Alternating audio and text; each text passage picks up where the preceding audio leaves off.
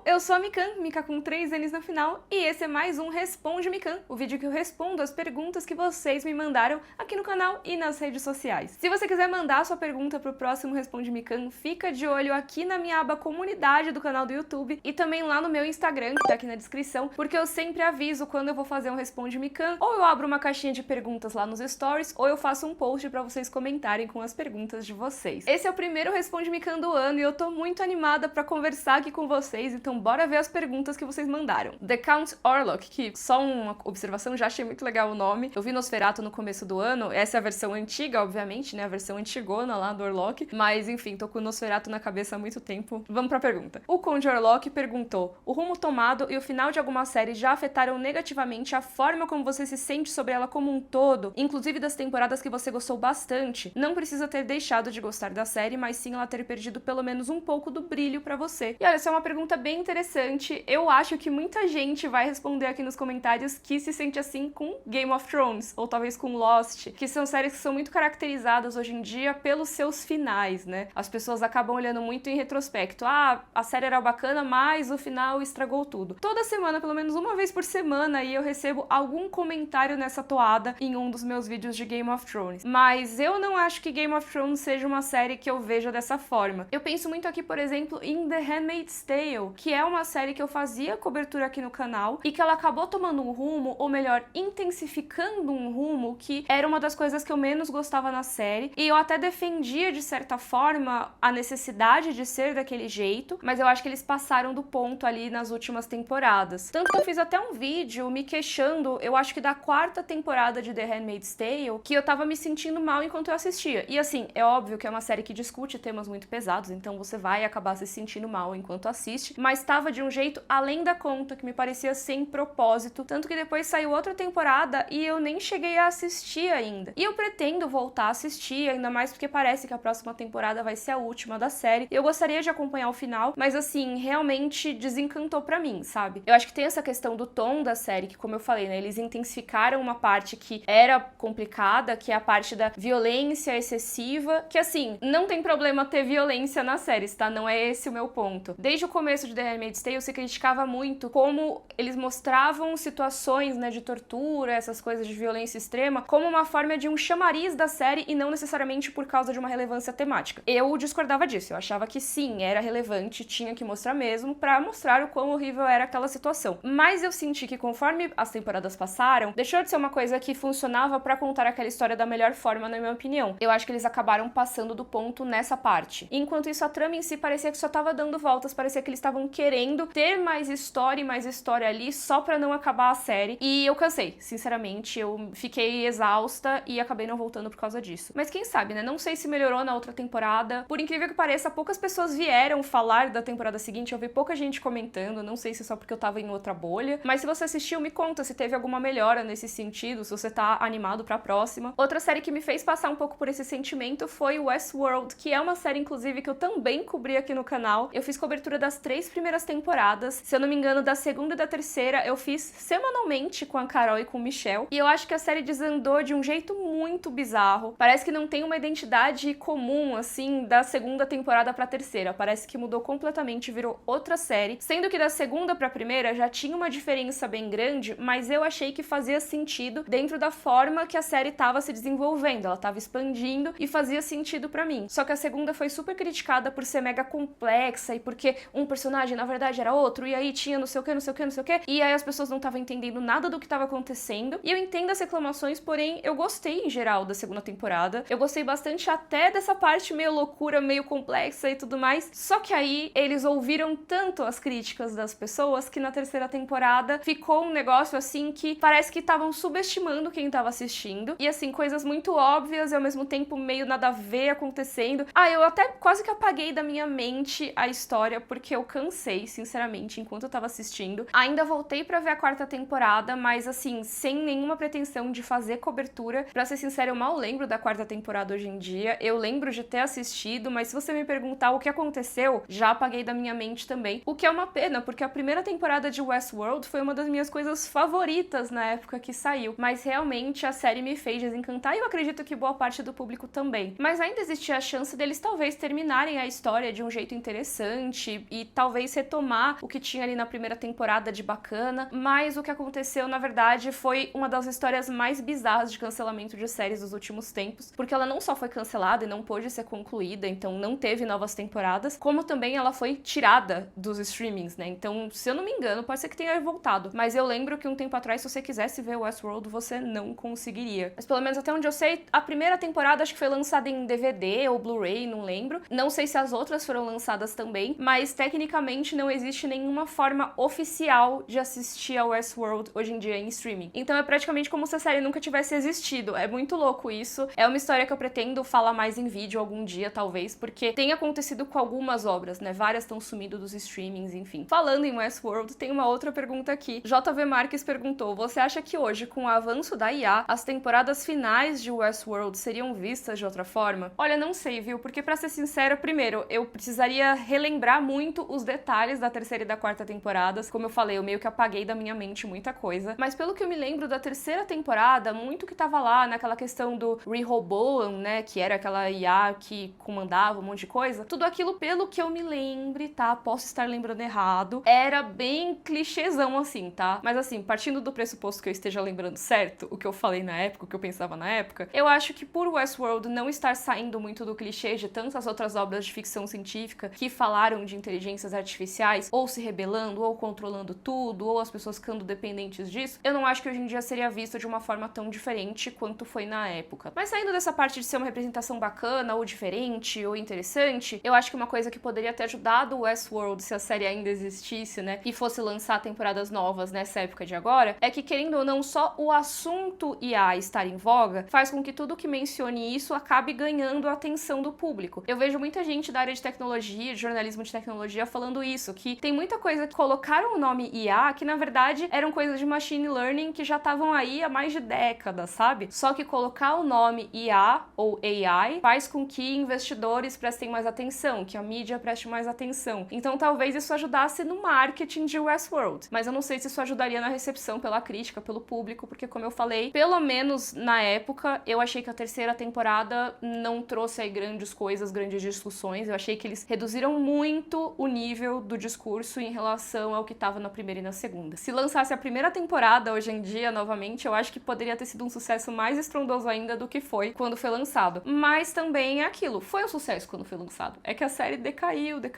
demorava entre as temporadas, eles ficaram mudando a identidade. É isso, foi o que eu falei na pergunta anterior. Uma coisa que eu recebo com uma certa frequência quando eu abro essas caixinhas de Responde Mikan é aquela pergunta de como eu gravo os meus vídeos. Muitas vezes pedem pra explicar meu processo de gravação, processo de roteirizar o vídeo. Sempre me pedem os bastidores do canal e eu nunca consigo mostrar muito, mas o processo funciona mais ou menos assim. Eu vou tentar mostrar aqui pra vocês mais ou menos. Eu vou pegar a câmera aqui. Opa, tudo bom? Eu gravo aqui no meu estúdio, né? Então tem o cenário aqui atrás, tem umas bagunças ali no chão, então eu não quero mostrar pra vocês. Mas deixa eu levantar aqui, ó. Tem as luzes, né? Eu tenho essas luzes aqui e tem uma outra aqui. Eu normalmente deixo a luz do teto desligada. Desligada? Não sei se tô mostrando. Isso, eu deixo a luz lá de cima desligada por enquanto. Aqui no fundo tem esses quadros, né? Que são quadros de acústica, né? Eles são painéis acústicos para que não reverbere tanto assim o som. E tem alguns dos pôsteres que ficavam no meu cenário antigo, lá da outra casa. Ah, e aqui tem alguns tripés também, né? Tem quando eu uso a outra câmera, eu uso esse tripé aqui. E também tem esse aqui que é o tripé do teleprompter, porque tem alguns vídeos mais longos que eu acabo tendo que usar um teleprompter, né? Na hora de roteirizar, mas às vezes eu preciso falar de uma forma muito específica, a frase certinha, então eu acabo usando o teleprompter para ajudar, né? Agilizar um pouquinho a gravação. E assim, talvez quando eu tenha mostrado lá em cima, vocês tenham visto que tem um ar-condicionado lá e dessa vez ele tá ligado, mas normalmente eu não gravo com ele ligado, eu evito ao máximo, porque normalmente dá uma ressecada na minha garganta e também porque atrapalha um pouquinho o som do vídeo, depois fica mais chato na hora de editar. Dito isso, a gente tá passando por uma onda de calor em São Paulo e em outros lugares também, e realmente fica bem complicado de gravar aqui no estúdio porque é um lugar completamente fechado, né? Eu deixo a janela completamente fechada, tudo fechadíssimo assim, porta, tudo, então não circula nada de ar e nesse calor acaba sendo bem complicado de gravar. No meu outro estúdio, antigamente, a gente tinha um trabalho acústico maior, né? Tinha uma parede inteira revestida, era muito bom o áudio, mas pra isso a gente teve que tapar uma janela e também não tinha nenhuma circulação e lá eu não podia colocar ar-condicionado, o prédio não deixava. Então, gente, era insalubre gravar lá. Ainda ainda mais quando tinha mais gente junto, né? Hoje, por exemplo, eu tô gravando sozinha, mas às vezes a Jennifer, que trabalha comigo e tá editando esse vídeo, inclusive, ela vem nas gravações, e aí são 2 pessoas, então já tem mais calor humano. Aí teve vezes que eu gravei collab, então era eu, a Jennifer e mais 1 ou 2 pessoas gravando juntos. Ou seja, mais pessoas, mais calor humano ali naquele ambiente, sem nenhuma forma de refrescar. Era realmente coisa de gravar 5 minutos e parar pra todo mundo secar o suor do rosto, talvez até precisar retocar a maquiagem ou algo do tipo. Era insalubre mesmo. Agora tá bem melhor, eu tive o privilégio de conseguir colocar um ar-condicionado nesse estúdio, o que ajudou muito. Mesmo eu não gostando de deixar ele ligado o tempo todo, porque eu sinto que isso atrapalha um pouco a gravação e a minha voz, eu às vezes gosto de deixar ele gelando o ambiente um pouco, aí eu desligo e gravo o vídeo. Às vezes eu tenho que fazer umas pausas no meio pra ligar ele de novo, porque fica calor muito rápido aqui dentro. Mas dito isso, hoje tá tão quente que eu tô deixando o ar-condicionado enquanto a gravação rola. Espero que minha voz não sofra com isso. E mesmo assim eu sinto que ainda tá quente aqui no estúdio, viu? Ainda bem que agora a Insider é minha parceira aqui no canal, porque gravar com as roupas deles me ajuda muito nesse calorão que tá rolando. Eu tenho praticamente só usado peças da Insider esses dias, porque elas estabilizam a temperatura do corpo e também ajudam a reduzir aquele cheirinho de suor, sabe? Fora que esse tecido é super confortável, esse aqui é o modelo na cor preta, da Minimal Top, e gente, é muito gostosa a sensação desse tecido, eu acho que é uma das blusas mais leves que eu tenho. E na Insider tem peça pra trabalhar, pra sair, pra curtir um dia de piscina, ou até pra ficar de boas em casa. É conforto pra qualquer tipo de rolê, inclusive pra gravar meus vídeos. Se você também prioriza a praticidade e o conforto nas roupas, mas sem abrir mão do estilo, clica no link aqui na descrição pra ir conhecer o site da Insider, que tá cheio de promoção nas roupas de verão. Além disso, tem o cupom exclusivo aqui do canal que você ganha desconto em cima de desconto. O cupom é MICAN, assim como tá escrito na tela, MICAN com 3 N's no final, e com ele você garante mais 12% de desconto. É só clicar no link que eu deixei na descrição que o cupom vai direto pro seu carrinho. Bora aproveitar as roupas da Insider pra aguentar esse calorão com muito conforto e ainda apoiar o canal. Muito obrigada mais uma vez à Insider por apoiar meu trabalho e bora pra mais perguntas.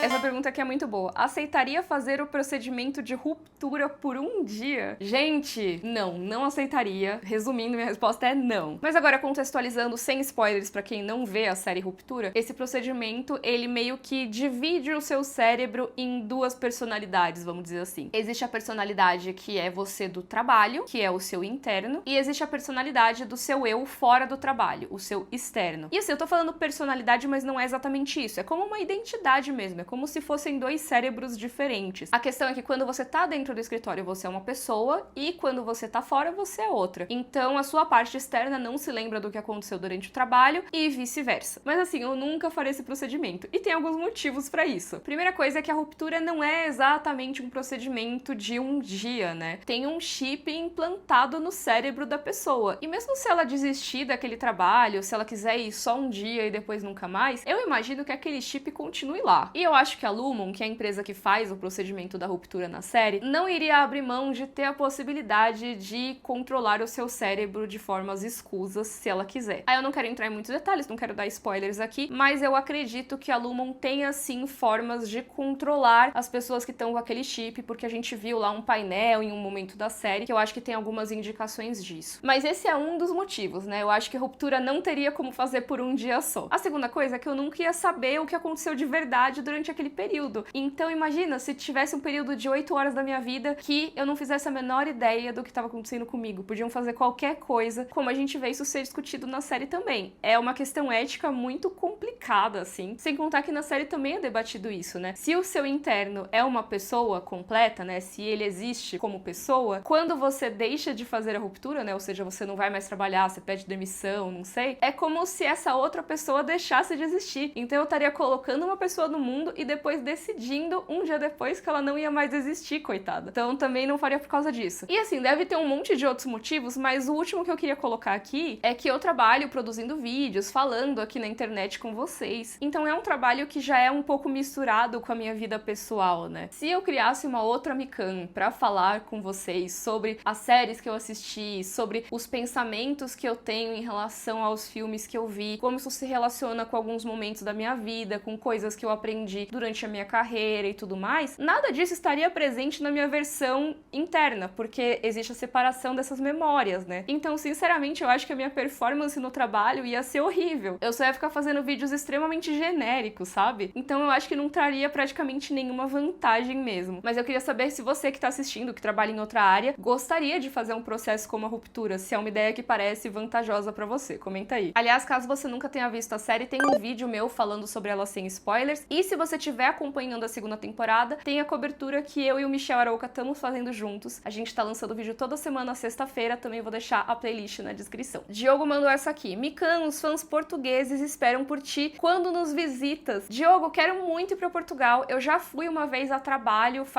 nossa, vai fazer 10 anos agora, socorro. Mas eu gostei muito do pouquinho tempo que eu fiquei lá, eu já quase fui morar em Portugal. Olha que doida, né? Eu gostei tanto que eu comecei a pesquisar formas de me mudar pra Portugal. Eu passei um mestrado pra ir pra Portugal, mas acabei não indo por causa de questões familiares, financeiras e tudo mais. Realmente não é uma coisa tão simples assim, simplesmente ir pra outro país. Mas tô contando isso só pra dizer o quanto que eu gostei de ter ido pra Portugal, mesmo que de forma tão breve. E eu quero muito voltar, talvez não pra passar esse tempão que eu tava planejando da outra vez, mas para visitar mesmo, passar mais um tempo, conhecer mesmo o país. E é lógico que eu adoraria encontrar meus fãs portugueses. Eu não sei se são muitos. Eu vejo que aparece nas estatísticas do canal que tem bastante gente de Portugal, mas é meio raro receber os comentários. Então, se você que tá assistindo aí é Tuga, comenta aí e um beijo para todos vocês. Muito obrigada por me assistirem, mesmo de tão longe. Corvo Escrivaninha disse: o que você acha de uma obra audiovisual de terror adaptando alguma lenda do universo de Game of Thrones? Olha, interessante,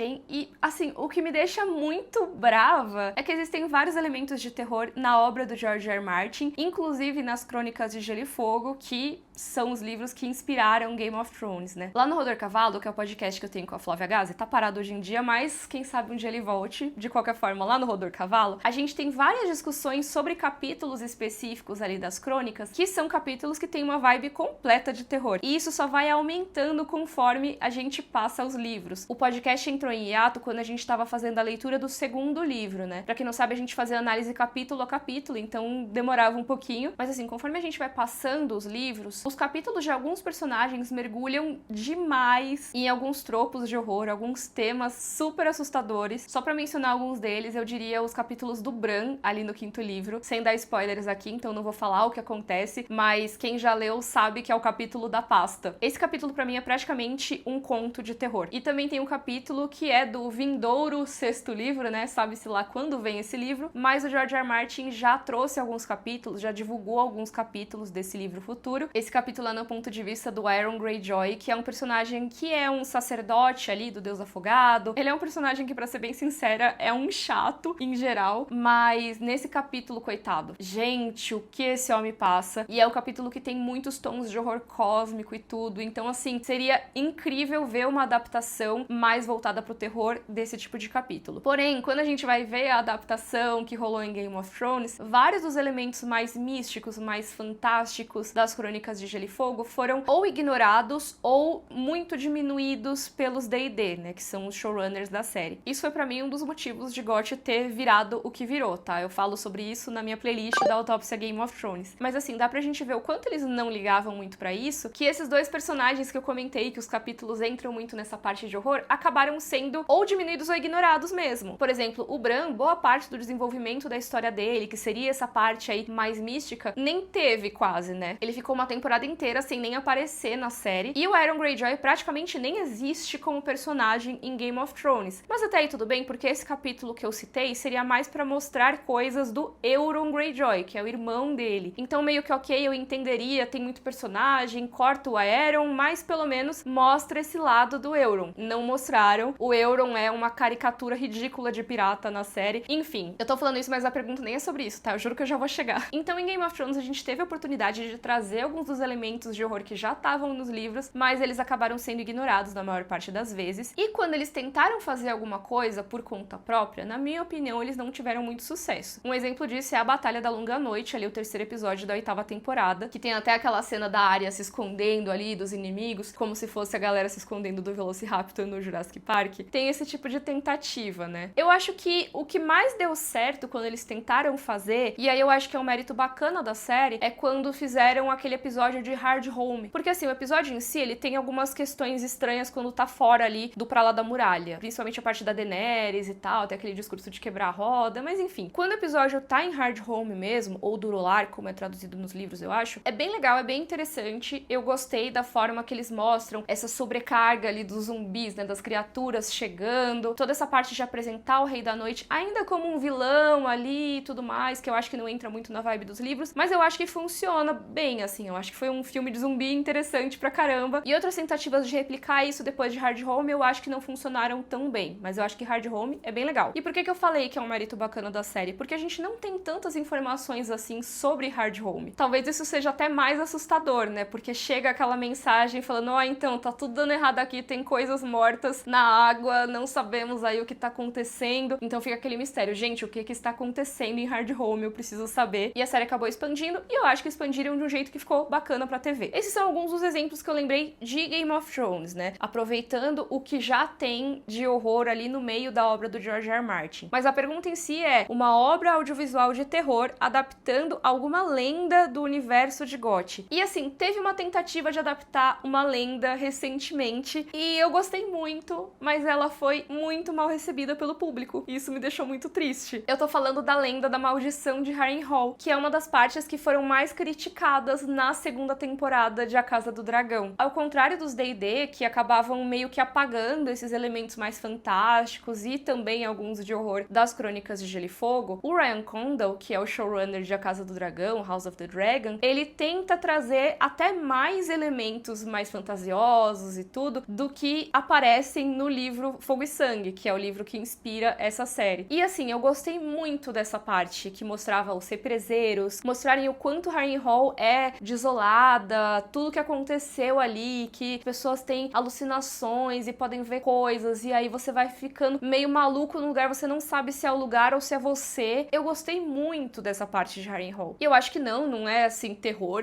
né? É uma parte de uma série mostrando a lenda de Harrenhal, mas o público não gostou. Eu gostei, mas o público em geral não gostou. E assim, eu ainda quero fazer um vídeo sobre as visões do Daemon em Harrenhal, um dia, quem sabe, eu faça, mas realmente foi uma das minhas partes favoritas da segunda temporada. Tá, mas talvez se fizessem uma obra separada de A Casa do Dragão e Game of Thrones só sobre uma dessas lendas, talvez fosse bacana, né? E eu acho que sim, talvez, mas não sei, sabe? Porque a gente viu a dificuldade que tem rolado com essas séries derivadas aí do universo de Game of Thrones, né? Inclusive teve notícias recentemente que talvez eu comente nas minhas redes, não sei ainda se vai dar tempo, mas estavam falando de um novo spin-off, uma outra obra aí que estava sendo desenvolvida nesse universo, sendo que já tinha outros sendo desenvolvidos e tal, tem até a história do possível filme, que eu falei com o PH Santos esses tempos agora, eu vou linkar na descrição. Então assim, tem muita coisa sendo desenvolvida nesse universo, mas eu não sei, sinceramente, se haveria espaço pra fazerem uma obra mais voltada pro horror. Eu adoraria, acho que ia ser super legal. Essa história de Harrenhal sendo expandida talvez seja bacana. Uma história que eu acho que eu gostaria de ver é a história do Bloodstone Emperor, que é o Imperador de Sangue e Pedra, que é uma história de Iti, que é um reino bem ao leste ali de Essos, né? Essa é uma história muito antiga daquele universo, que possivelmente tem uma relação com a Longa Noite, e o pouco que a gente sabe dessa história eu já acho muito interessante. Tem traição, tem trono sendo usurpado, tem muita coisa bacana, só que assim, é outra civilização que não é em Westeros, então não teria os nomes das famílias que o pessoal tá acostumado. É uma série que se passa muito antes, então eles teriam que mostrar ali com muita certeza a conexão, e uma das conexões mais óbvias seria talvez com a Longa Noite, que é uma coisa que é muito impopular hoje em dia entre os fãs desse universo da TV, né? Porque a gente vê que toda vez que ficam falando da Longa Noite em A Casa do Dragão, as pessoas reclamam. E assim, eu sou as pessoas também, tá? Eu acho que às vezes ficam tentando forçar muito essa profecia, proximidade, não sei o quê. E tem momentos que é bacana, eu acho que é legal ter a profecia, eu não sou totalmente contra, tem gente que é totalmente contra. Eu sou a favor, porém, eu acho que tem que ter coisas além da profecia, né? E eu acho que se essa conexão em A Casa do Dragão já é uma coisa que vira impopular, imagina em uma outra série que não tem os Targaryen, não tem os Stark, não tem Lannister, é totalmente diferente do restante das crônicas. Porém, isso sou eu pensando aí mais no público geralzão. Eu, Mikan, adoraria assistir uma história dessas, tá? E até, se eu não me engano, pessoal, aqui o Responde Mikan, ele é feito assim, eu respondendo espontâneo, então eu não sei se eu tô lembrando errado. Mas eu acho que ia ter, parece que uma animação, parece que uma das séries derivadas que estavam desenvolvendo seria em Iti, né? Não lembro se iriam mostrar o período do Grande Império da Aurora, Aurora, que é esse período aí antes da treta toda acontecer, mas talvez eu esteja lembrando errado, e mesmo se eu estiver lembrando certo, talvez esse projeto já tenha caído. Comentem aí se eu tô lembrando certo, pode ser que eu esteja louca aqui. De qualquer forma, seria muito legal explorar esses outros lugares misteriosos aí do mundo das Crônicas de Gelo e Fogo, mas se eles vão fazer, aí já não sei. Leandro Lee perguntou, qual o seu Pokémon favorito? E essa é uma pergunta que fazia tempo que eu não parava pra refletir, né? Eu tenho jogado muito o Pokémon Pocket TCG, que é o Pokémon de cartinha, só que pro celular, né? Desde que lançou o jogo, eu gosto muito de jogar com os Pokémons de planta, principalmente com o deck de Exeggutor. Inclusive, agora parece que o Exeggutor tá ficando muito poderoso no meta, só que eu não tô acompanhando muito essa parte, então não sei se isso é verdade. De qualquer forma, eu gostaria de ressaltar que eu já jogava com ele antes de ser legal, porque eu jogava com um deck que era 2 Exeggutor EX e 2 Butterfree, e eu só perdia, mas era muito divertido, porque eles ficavam com vida infinita. Enfim, voltando aqui no tema, eu acho que quando eu era criança, eu botei na cabeça que meu Pokémon favorito era o Raichu. E eu ainda gosto muito do Raichu, tá? Mas eu acho que essa minha decisão foi muito mais pra fugir do normal, que seria gostar do Pikachu. Então,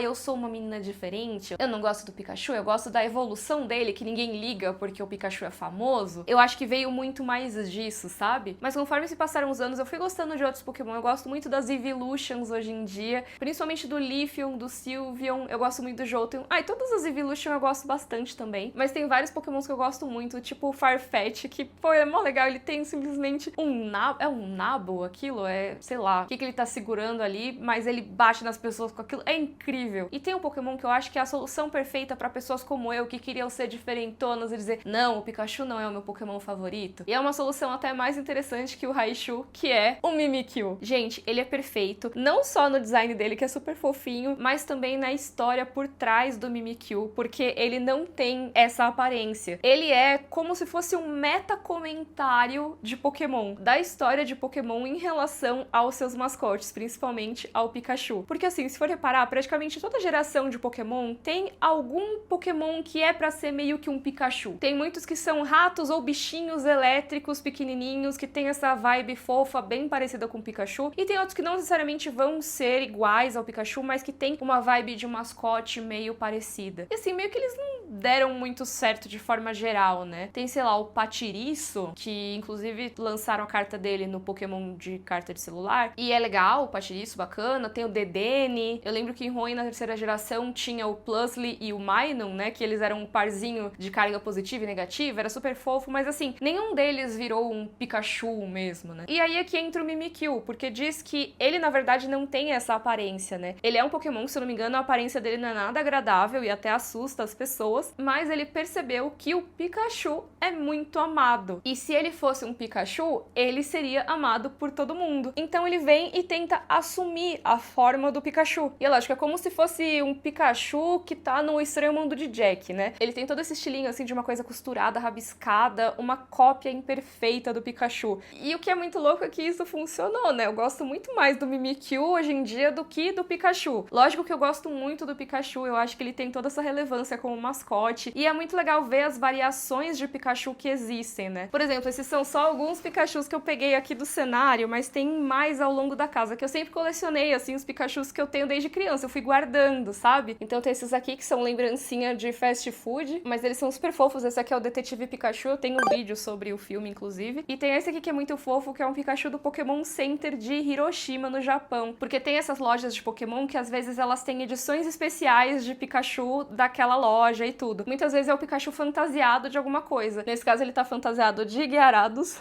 e é muito fofinho. Tinha também a versão do Gyarados vermelho. Eu não lembro se era só o vermelho, que era exclusivo de Hiroshima, ou se esse também, mas de qualquer forma, eu ganhei esse de presente quando eu fui pra lá, então ficou como uma lembrança. E eu acho muito legal o fenômeno do Pikachu como mascote. Mas toda a história por trás do Mimikyu foi o que me ganhou de verdade. Então eu não sei se ele é meu Pokémon favorito hoje em dia, mas com certeza é um dos meus favoritos. Pode ser que meu favorito de verdade seja o Snorlax, porque eu tenho muita coisa dele. Não sei, eu gosto de vários Pokémon, enfim, nunca consegui determinar aí 100% meu favorito, mas acho que eu tô chegando perto. E você, tem algum Pokémon favorito? Me conta aqui embaixo. E esse foi o Responde Mikan de hoje, espero que você tenha gostado. Se você quiser participar dos próximos, não se esquece de ficar de olho na aba comunidade aqui do canal, e a melhor forma de fazer isso é se inscrevendo, porque aí você recebe as atualizações, ou você também pode acompanhar minhas redes sociais que estão linkadas aqui embaixo. Um beijo e até a próxima, tchau, tchau!